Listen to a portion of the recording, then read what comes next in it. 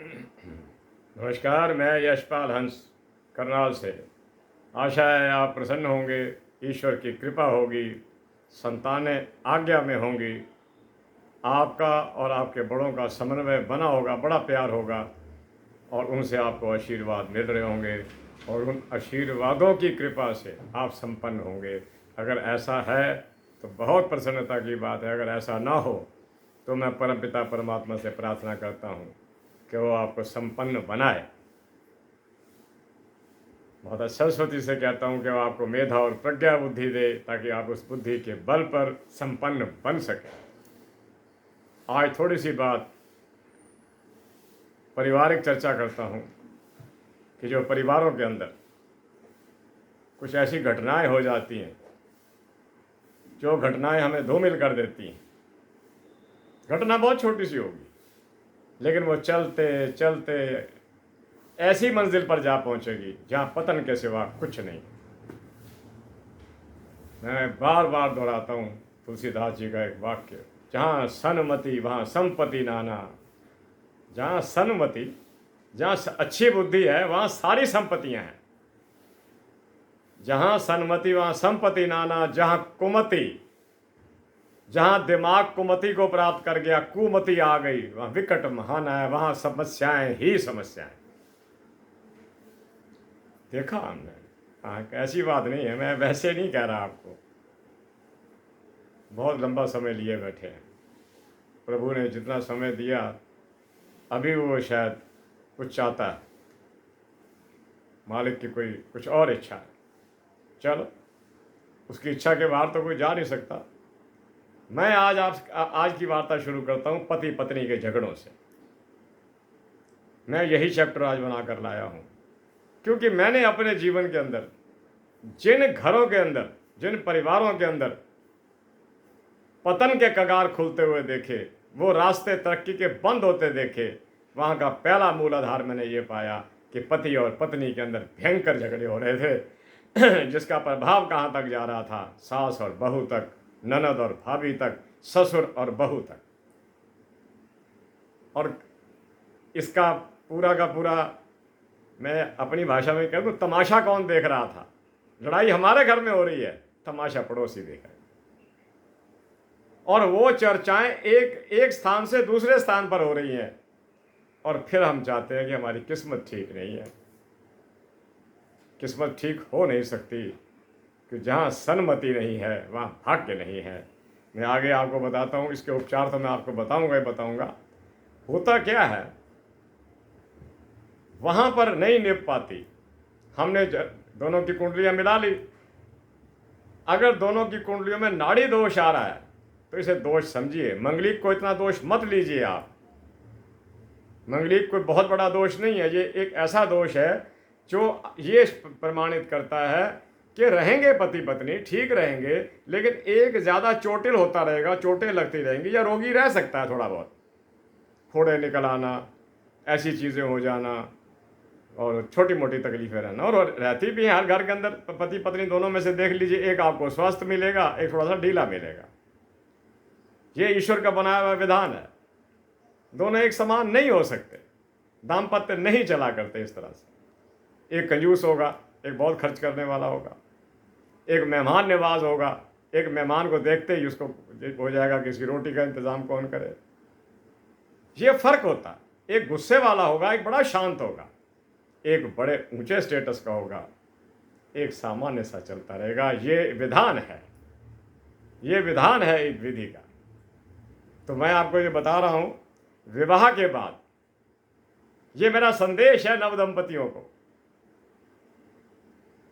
बहुत नव दंपति हमारे घर में आई, कोई विदेशों में चले गए, कोई ट्रांसफर हो गए, लेकिन देखा जहां पर नव दंपति पति पत्नी के अंदर आपस में प्रेम नहीं है, वहाँ ऑटोमेटिकली धन की कमी आनी शुरू हो जाएगी। आपको कुछ नहीं करना, आपको केवल लड़ना है। आपको अपनी लाइफ को ईगो प्रॉब्लम बनाकर झगड़ा करना। आपने ये शब्द क्यों कह दिए, ये शब्द तो बड़े ठीक नहीं है, इससे तो मेरी आत्मा को आघात पहुंचा है। बस धीरे धीरे धीरे धीरे घर में धन घटता जाएगा। घर की प्रतिष्ठा घटती जाएगी, जो सामाजिक स्तर है आपका, सामाजिक स्तर, वो घटना शुरू हो जाएगा। परस्पर एक दूसरे को देखकर घृणा जागेगी। आगे बताता हूँ, मैंने आज टोटल लिखा है इस बात, क्योंकि ये बात मैं पिछले 1 महीने से ऑब्जर्व कर रहा हूँ, और एक कथावाचक, एक ज्योतिषाचार्य के रूप में मेरा ये कर्तव्य बनता है कि मैं आपको इस बात से पहले आगाह जिसे कहते हैं, पहले ही सूचित करूं कि इस चीज़ों से बचकर रहना। पहली बात ये, प्रेम का वातावरण नहीं है। सास और बहू के अंदर दोनों एक किचन में खड़े होकर राजी नहीं है। कोई किसी को ऑब्जर्व कर रहा है, एक दूसरे पर ऑब्जर्वेशन लग रही है, वो क्या कर रही है, वो क्या कर रही है।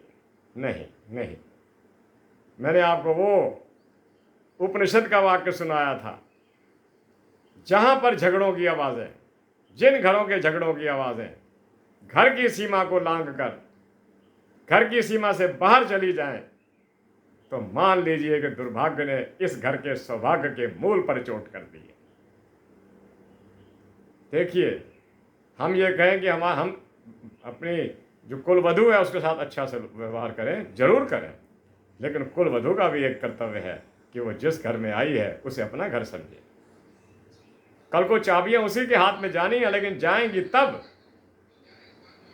जब आपको इस योग्य समझा जाएगा कि नहीं, आज घर की चाबियां बाइज्जत इसको दे देनी चाहिए। दूसरी बात, ये जीवन में शादी के बाद कुछ थोड़ा सा पार्ट ऐसा आता है, जब आप अपना घर छोड़ आते हैं और आप एक नए घर में जाते हैं।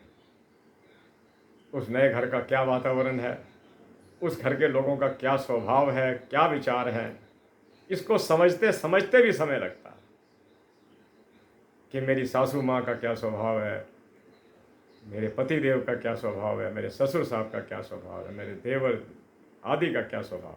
इस स्वभाव को जो समझ गया और थोड़ी उस वर्ष के लिए, 1 वर्ष के लिए, 2 वर्ष के लिए अपने मनोरंजन के जो होते हैं ना, मनोरंजन को अपने खूंटी पर टांगना पड़ता है और परिवार को समझना पड़ता है। मैं किसी को भाषण नहीं दे रहा, मैं तो सिर्फ बता रहा हूं कि शास्त्रों का ये मत है कि विवाह के बाद कुल वधू को अपने मनोरंजन के क्षेत्र को खूंटी पर टांगना पड़ता है और घर को समझना पड़ता है कि ये लोग क्या खाते हैं, क्या चीज़ इनकी पसंद की है, कैसा जीवन जीते हैं, किस प्रकार पैसा खर्च करते हैं, और उसी प्रकार चलना पड़ता है। क्योंकि ऐसे है कि जिस घर में हम पालकी में लाए जाते हैं, अगली बात आप समझते हैं, इज़्ज़त से लाए जाते हैं, वहाँ हमें इज़्ज़त से रहना होता है, और इज़्ज़त तब मिलती है जब इज़्ज़त दी जाए। मैं आपसे अगली बात कर रहा हूँ,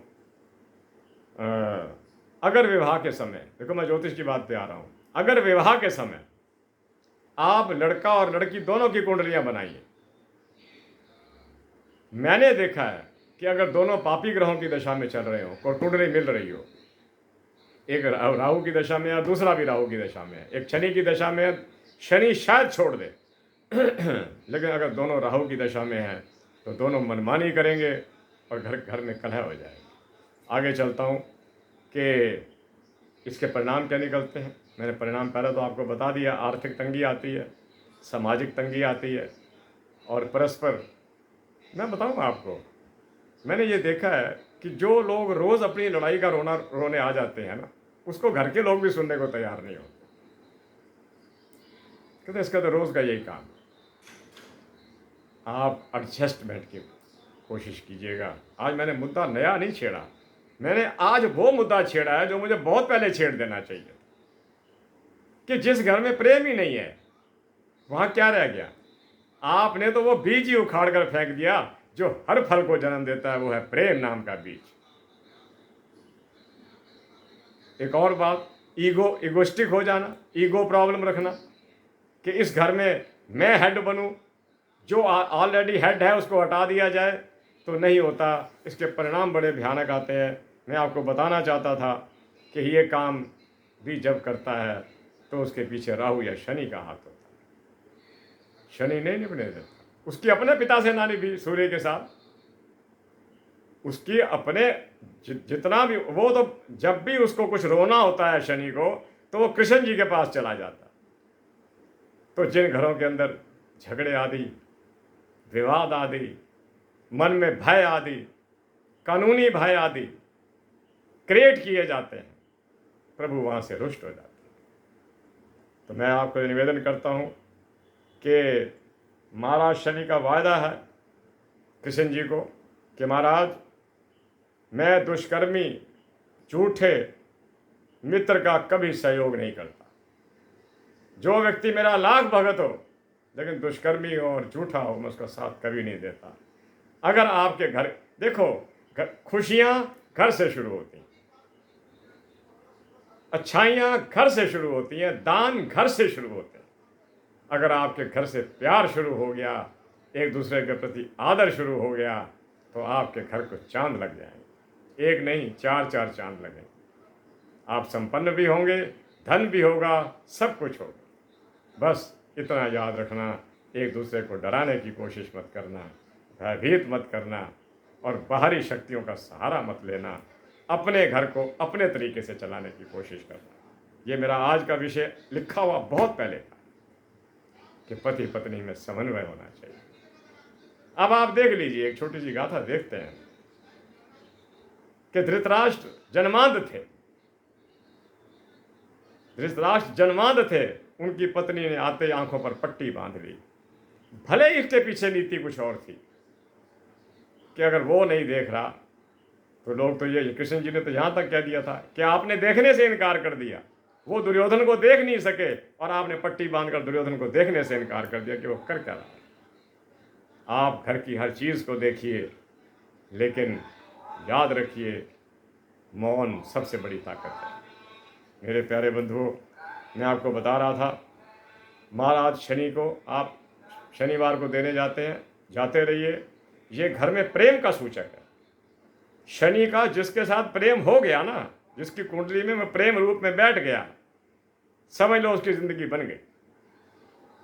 क्योंकि शनि हमारे को एक हाई लेवल रीच देता है। मैं आपको बता रहा था ना उस दिन कि जिस व्यक्ति का शनि कुंडली में ठीक स्थिति में बैठा होगा, वो समाज में स्वयं में कोई ना कोई रुतबा प्राप्त कर जाएगा। समाज उसकी इच्छा से चलेगा। यह स्थिति सूरज की भी है। अगर सूरज बहुत अच्छी स्थिति में हो, बृहस्पति बहुत अच्छी स्थिति में हो, लेकिन शनि भी उसके साथ, हालांकि शनि को पापी ग्रह कहते हैं, नहीं, वो पापी नहीं है, वो न्यायकारी है। जिसको ये बुलंदी पर ले जाना चाहता है ले जाए, लेकिन ये झगड़ा नहीं चाहता। झगड़ा नहीं चाहता। ये मृत्यु का मालिक भी हो सकता है, ये एक्सीडेंट्स का मालिक भी हो सकता है, ये विवादों का मालिक भी हो सकता है, लेकिन ये घरेलू विवादों का मालिक नहीं है। तो आप उससे बचिएगा। मैं यही बात आपसे करने के लिए आज आया था। 13 मिनट हुए। मैं आपको बता रहा था कि जब घरों में झगड़े शुरू हो जाते हैं तो विद्या में बाधा आती है। बच्चे तमाशा देख रहे होते हैं, पढ़ते हैं नहीं। नौकरी में बाधा आती है।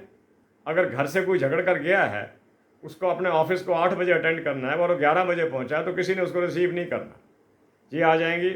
और क्या कीजिएगा, अगर आपके घर में झगड़े ज़्यादा हो रहे हैं, विवाद हैं, तो पीले वस्त्रों का दान कीजिएगा, बृहस्पति को प्रसन्न कीजिएगा। वस्त्रों का दान भी कीजिएगा, पीले वस्त्रों का उपयोग भी कीजिएगा, और बुद्ध और गुरु को प्रसन्न रखिएगा ताकि शनि आक्रमण न कर सके। मेरे प्यारे बंधुओं, पीपल पर पताशे तो आप देते ही हो, शनिवार को देते रहिएगा, साथ में चने भी देते रहिएगा, जैसा मैं कहता हूँ। अगर किसी के घर के अंदर विवाद चल रहे हो, विवाद कई प्रकार के हैं।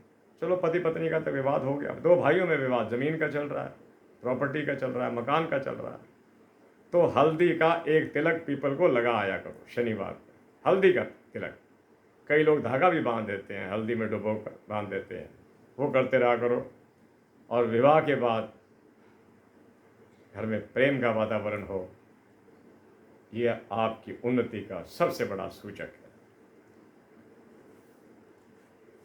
मैंने जैसा कि आपको बताया कि अगर विवाह के समय 2 पापी ग्रहों का, दोनों को महादशा चल रही हो, उनके उपचार कर लीजिएगा। राहु का हो, भाई कन्या को राहु का है, लड़के को शनि का है, दोनों को उनकी महादशा चल रही है, उसके उपचार कर लेने चाहिए। सबसे अच्छा उपचार तो ये है कि घर में एक यज्ञ करवा दो, वैदिक यज्ञ होना चाहिए। मैं आपको बता रहा था कि विवाह में देरी कब होती है? जब 7वें घर का मालिक 8वें में बैठ जाए और 8वें घर का मालिक 12वें में बैठ जाए। जैसा मैंने मेंशन किया है कि शादी में प्रबल बाधाएं आएंगी।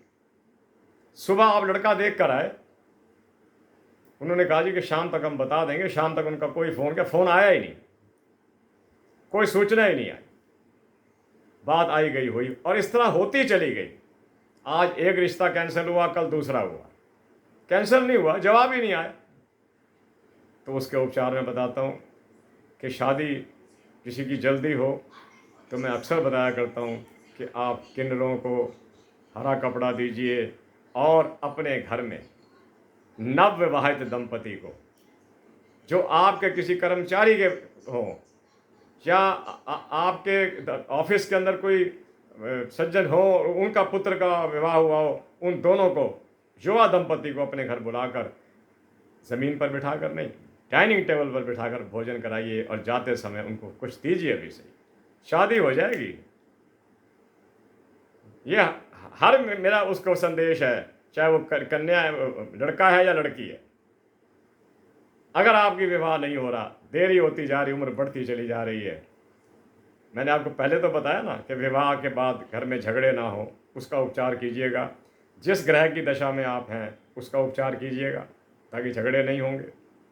और अगर विवाह में देरी हो रही है तो उसके लिए आप अपने घर में किसी नवविवाहित लड़का लड़की को, जो इनका विवाह हुआ हो, अपने घर भोजन कराइए और वही भोजन कराइए जो आप खुद करते, इकट्ठे बैठ के खाइए, कुछ दीजिए भी सही हो। और किन्नरों को हरे वस्त्र देते रहना, इनके आशीर्वाद नहीं, ये हैं दरअसल शिव जी के नर और नारी का रूप, ये इकट्ठा कर देते हैं नर नारी। और जिनको विवाह के लिए है, समय आ गया है, उम्र क्रॉस कर रही है, हर्डल्स को क्रॉस कर रही है, समस्या बढ़ रही है, तो आपको मैं ये कहता हूँ बिल्कुल याद रखना, शिव जी की आराधना करना, पार्वती की आराधना करना। पार्वती की आराधना करने वाली कोई लड़की कुंवारी नहीं बैठ सकती, शादी हो जाएगी। बहुत सी बातें हैं, लिखे बैठा हूँ कि 8वां घर आपके ससुराल का घर है। आपकी कुंडली में आपका अष्टम भाव आपके ससुराल को भी इंडिकेट करता है। जिसका 8वें घर के अंदर शुद्ध ग्रह बैठा हो, शुक्र, बृहस्पति, बुध, वो ससुराल भी बड़े अच्छे हैं। आप क्या हैं ये आपको तो लगन से जाना जाएगा। अगर आपके लगन के अंदर कोई पापी ग्रह प्रवेश कर गए हैं तो आप अपने ससुराल की इज्जत कीजिए। और मैं तो हर एक को ये कहता हूँ, जिन लोगों ने अपने ससुराल के पक्ष के लोगों को सम्मान दिया है, अच्छा कहा है पत्नी के आगे, तेरे भाई बहुत अच्छे हैं, तेरे पिताजी बहुत अच्छे हैं, तेरी माता बहुत अच्छी है, उस घर में कभी झगड़ा नहीं होगा। और जिस घर के अंदर उसने ये किया, उसने वो किया, उसने ये, बस उसने लगी हुई है ना, भगवान भी वहाँ से चले जाएंगे। आज मैं ये विषय में बहुत दिनों से लिखे हुए था, पर मैं सोच रहा था कि मैं इसको किस टॉपिक पर शुरू करूं, क्योंकि कल मुझे एक टॉपिक मिला, मैंने कहा नहीं, अब ये बात कर देनी चाहिए कि आप प्रेम से रहिए ताकि आप धनवान बने। आपके पास अगर प्रेम है उसे समर्पित कीजिएगा, वही स्तर दीजिएगा हर एक को जो आप अपने परिवार के लोगों को देते हैं। इससे आपका कल्याण होगा, इससे आपके घर में धन बढ़ेगा। झगड़ा किसी समस्या का समाधान नहीं है। जो झगड़ते हैं, झगड़ा और प्रवेश करता है, वो आनंद लेता है झगड़ा भी, लड़े जाओ, क्या गिला क्या शिकवा। आशाएं और अपेक्षाएं जब भी रखना अपने धन की रखना, कि जब मैं धनवान बनूंगा तो मैं इस प्रकार एंजॉय करूंगा। दूसरों के धन पर आप एंजॉय करने की कोशिश, जो एक एंजॉय कर रहे हैं बैंकों से लोन ले लेकर, उनकी हालत तो आपने देख ली है। खैर 20 मिनट हो गए, इतना ही कहता हूँ, घर में प्रेम का वातावरण रखिए, सास बहू में प्रेम हो, पति पत्नी में सबसे पहले प्रेम हो, घर के हर व्यक्ति में प्रेम हो। अगर प्रेम नहीं है तो आप समाज की उन बुलंदियों को प्राप्त ही नहीं कर सकते जो प्रेम करने वाले कर जाते हैं। हाँ, समाज की सेवा हमसे नहीं होती, दान करने को हमारे पास टाइम नहीं होता, तो बस यही कुछ ही होता। अच्छे बनिए। सबसे पहले तो मैं खुद को कहता हूं कि मैं अच्छा बनूं। कोई एज फैक्टर नहीं है इसके अंदर, भाई मैं बड़ा हो गया अब क्या ज़रूरत है, अब तो जाने का टाइम आ गया। नहीं, जितना टाइम है उतना टाइम तो अच्छा बनिए। कोई आ जाए तो खड़े होकर उसको मिलिएगा, उसका स्वागत कीजिएगा, जब वो जाए तो उसको छोड़ने दे जाएगा। आदर, जब हमारे अंदर आदर की भावना आ जाती है तो ईश्वर हमसे प्रेम करना शुरू कर देते हैं, घर में खुशियाँ ही खुशियाँ आ जाती हैं। इसी के साथ आज की वार्ता को समाप्त करते हुए मैं यशपाल हंस करनाल से, हरियाणा से आपसे आज्ञा चाहता हूँ और प्रार्थना करता हूँ ईश्वर से, जय जगत, जय भारत। परमपिता परमात्मा आपकी सब सद मनोइच्छाएं पूर्ण करे, आप खुश रहें, आपके घर में खुशहाली हो, आपके घर में प्रेम हो, सास और बहू ऐसे रहें जैसे माँ और बेटी रहते हैं, परिवार का वातावरण ऐसा हो कि खुशी स्वयं कहे कि मैं इस घर में रहूं, ये ना कहे कि मैं इस घर को छोड़ के जाती हूँ। लक्ष्मी का स्वभाव है, जिस घर में प्रेम होता है उस घर में आ जाती है, अपने आप आए। और जहाँ पर नफरत के अंगारे हों, लक्ष्मी वो घर छोड़ देती। प्यारे बंधुओं, अगर आपको अच्छा लगा हो मेरा प्रेम का ये सबक, तो प्रेम को अपना लेना। नाम तो छोटा सा ही है, प्रेम, 2.5 अक्षर प्रेम का। पढ़े सो पंडित होए, पंडित का मतलब है ज्ञानी होना। ये 2.5 अक्षर हैं प्रेम के, याद रख लेना, जिंदगी बन जाएगी साथ। जय जगत, जय भारत, नमस्ते, नमस्कार, शुभकामनाएं। पुनः नमस्कार करता हूँ और आज्ञा चाहता हूँ, जैसा माता की आज्ञा होगी कल फिर वैसा ही होगा, जैसा परमपिता परमात्मा मेरे शरीर को शक्ति देगा वैसा ही होगा। नमस्ते।